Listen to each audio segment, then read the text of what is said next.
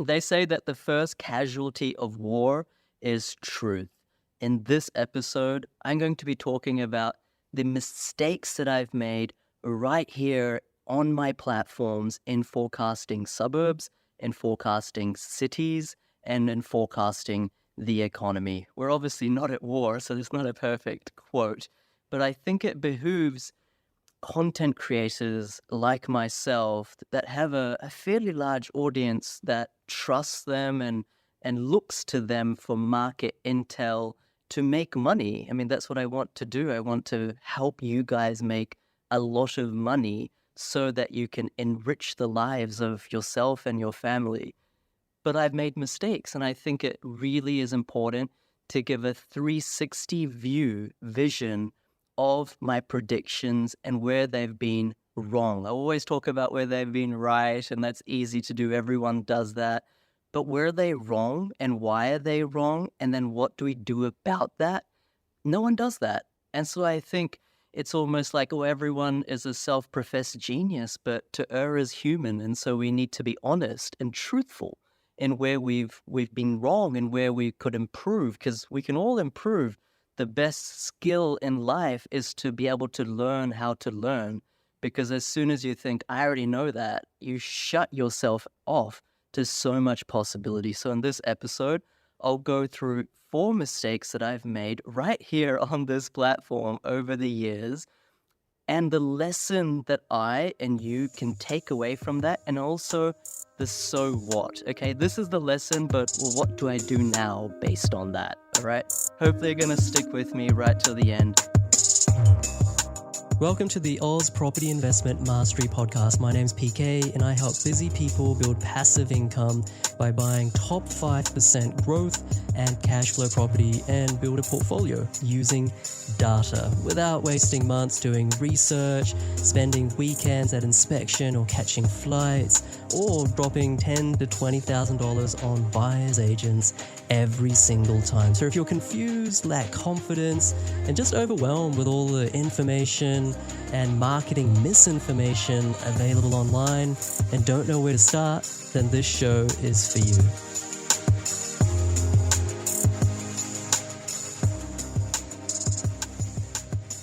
The first mistake that I made was back in, I think it was 2020 or very early 2021.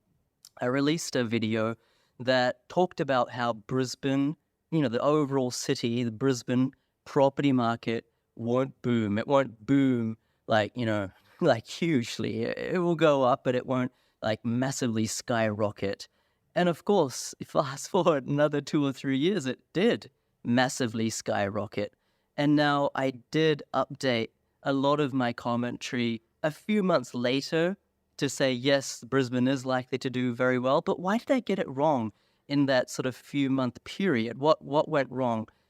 The thing that I got wrong was looking at supply. Supply was huge. There was a lot of stock on market, a lot of building approvals, a lot of land around, not just Brisbane City Council, I should say, more around Logan City Council, around Moreton Bay, around Ipswich City Council, Springfield Lakes, etc.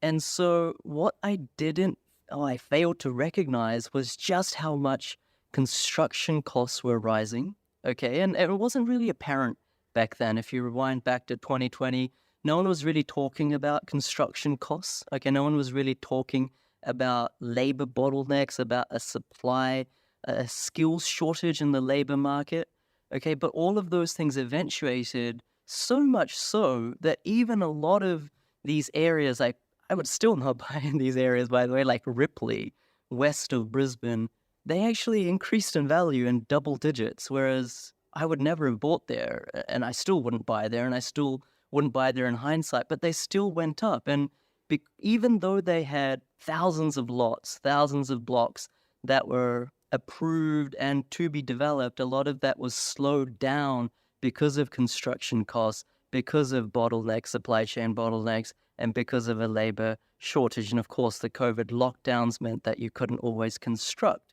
So I failed to recognize these 3 elements ahead of time, and also, therefore, I failed to see that the supply wouldn't actually be as much of a hindrance on Brisbane as I thought. Now, of course, I made that video in late 2020 or early 2021, and as those three things became apparent over the preceding months, changed the commentary and etc. But that's still a lesson, okay? The lesson is supply is still the enemy of growth, but in times where that supply actually can't get out of the ground for whatever reason, bottlenecks, labor shortage, then it can give a short-term boost anyway. So what do we do about that?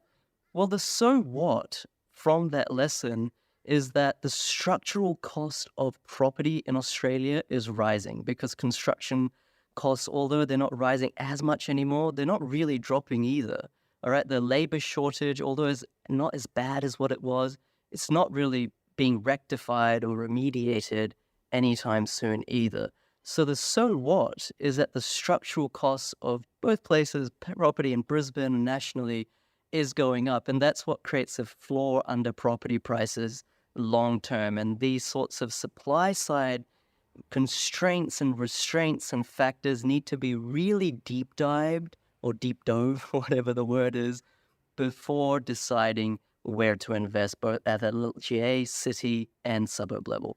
That's number one. Number two, I got interest rates wrong. I remember back in 2020, even start of 2021, I was talking about how interest rates aren't going to rise anytime soon, guys. I think I did so many videos on that. In hindsight, it's a little bit embarrassing. And I want to be open and honest about that because, once again, I think respect is two ways. You guys follow me.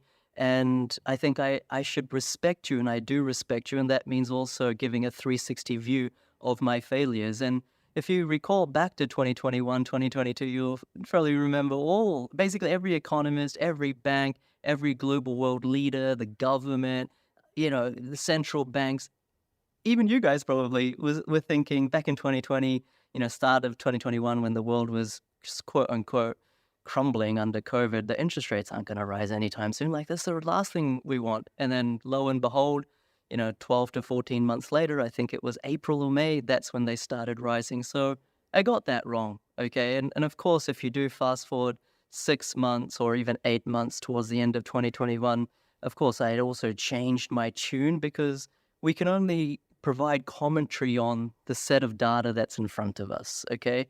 If you have a universe to comment on, you comment on that universe. But if the planets change their course, or there's added planets, or the stars are realigning themselves, then you can only comment upon that once they've done so. The field changes, the elements in the field change, and so we can only comment on that. But I think in hindsight, the lesson there is to not make your mind up based on what one person is saying, or what 2 people are saying, or even what 100 people are saying, okay? Because 100 out of 100 people almost back then were saying, look, it's not till 2024 that interest rates will rise. The way to go about this is to look at history, because had I done that in a more eloquent fashion, had you guys done that, had economists done that, had governments done that, had central banks done that, then you would have found that when big shocks happen, like a pandemic, that when big stimulatory forces are at play, monetary or fiscal, then what happens is inflation. And therefore, to combat inflation, you do need to tighten monetary policy. The timing was wrong. Everyone knew monetary policy would need to be tightened, but we got it 1 or 2 years wrong initially.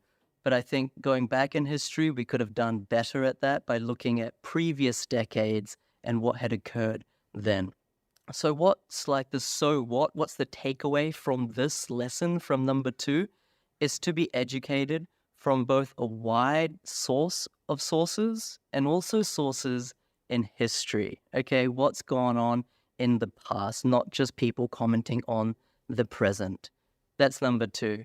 Number 3 is a suburb called Woodridge. I remember doing a video, once again, I think this was back in 2020, if I'm not mistaken, or early 2021. And I talked about how I would never buy in large parts of Logan City Council. Now, fast forward, now, large parts of Logan City Council have gone up like 50%, all right? So to some extent, I have my, my tail between my legs, and it's kind of, oh, hey, how did I get it so wrong? But let's just retrace that and understand that.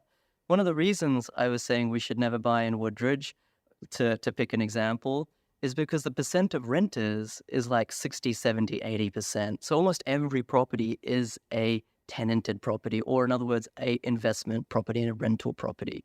And so that's one of the reasons I would never have had said that back then as well.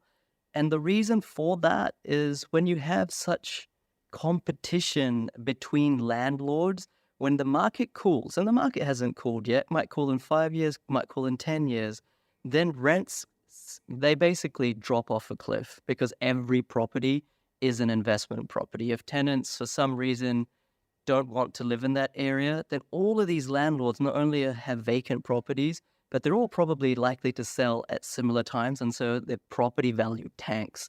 And so even though it's gone up 50%, it could very easily come down. I'm not saying it will, but there's added risk for that to occur. That was my rationale back then. And of course, it's easy to say, well, PK, you got it wrong. And from a growth perspective, I can definitely say I got Woodridge wrong. But what's the lesson?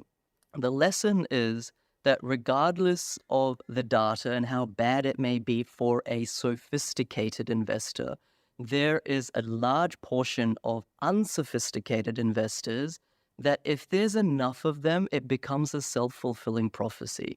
And so what you had is a lot of Sydney folks, Melbourne folks, might have been you, and congratulations if you did. You have these people that have FOMO, and it's like, oh my God, Logan City Council, Woodridge, let's say, under 500K, I can't get this in Sydney, Melbourne. The yield is 6%. It's a no-brainer. Let's get in, even though, it's crime-ridden. There's huge tenant attrition. The landlord insurance cost is high because of the tenant quality. Almost every property is a tenanted or is a investment property, so rent's unlikely to go up as much as other areas, etc., etc., etc. I could go on. But regardless, you guys have made money. So the principle, the lesson is that if there's enough FOMO, property markets do well regardless of anything. And there was probably 1,000 buyers agents getting their clients in from down south into Logan City Council in a place like Woodridge. Now, what's the so what of that lesson? What's the takeaway from that lesson? I still maintain my policy and my principle. That is a suburb like Woodridge that if I was in 2021 again, I would still let that one go to the keeper. So for those of you who don't know cricket analogy, there's a bowler who bowls and in test cricket, there might be, the ball might kind of land just near your feet. It might be perfect to kind of have a swing at, but there's always a risk that if it's swinging out or pitching away from you a little bit, there's a bit of movement in the pitch, you might nick it and you get caught and you get out, into the keeper or into the slips. So Woodridge is that kind of suburb. If it's coming, one part of your brain's like, yeah, I should smack it through cover for 4. But if it's swinging out and it doesn't have the best data and long-term prospects like Woodridge, it doesn't, then that's one I'm inclined to let go. And yes, it might in fact have been a great shot to play. I could have made 50% growth in a few years, but why not let that one go to the keeper and wait for the next ball that's a little bit less risky, a little bit closer to you. Maybe it's more of a full toss or a better half volley, and then with lower risk, smack that one, through covers for 4. Hopefully that analogy made sense to you. So I'm happy that I haven't invested, that clients haven't invested in Woodridge, because we bought in other places at the same time, even in the Logan City Council area, like Slacks Creek, Daisy Hill, even a place like Crestmead, with better data, with better long-term prospects. But nonetheless, I still want to say that the Woodridge, I got it wrong, but in hindsight, I would still have let that one pass to the keeper. Now, the last one I want to talk about is Hobart. Back in 2021, even the start of 2022, I said, look, Hobart, we've been buying in Hobart. Clients have been buying there since 2017. Personally, I've been buying there since 2015. It had a huge run in around 2021, 2022. I thought, look, this can't continue. Like, there's no way this price momentum can continue. And so I made the call right here on these platforms that, this is kind of the top of the market. Lo and behold, it carried on going for another 6 to 12 months. So I got that wrong in terms of timing the top. Now, I've never really got it wrong in terms of identifying a suburb that's gone on to go down in value. But I have, like I said, on numerous occasions, including some examples today, identified areas that I thought wouldn't grow more, but they have in fact gone on to. The lesson from Hobart is that when markets have underperformed for a long time, the boom can also carry on for a long time. And Hobart was one such market previous to 2015 for like almost 10 years or more. It had done almost nothing. So the so what from this lesson is that find these areas that may have done really well in the last 1 or 2 years, but over the last 10 years, 20 years have underperformed. And you might be surprised that their boom lasts more than the average of 2 to 4 years, which is the typical duration of a property market booming. It might go on for longer. So I'm seeking to bring transparency. I don't know anyone else who's doing this, but I respect you guys enough to do this. So thank you. Let me know what you think. Cheers.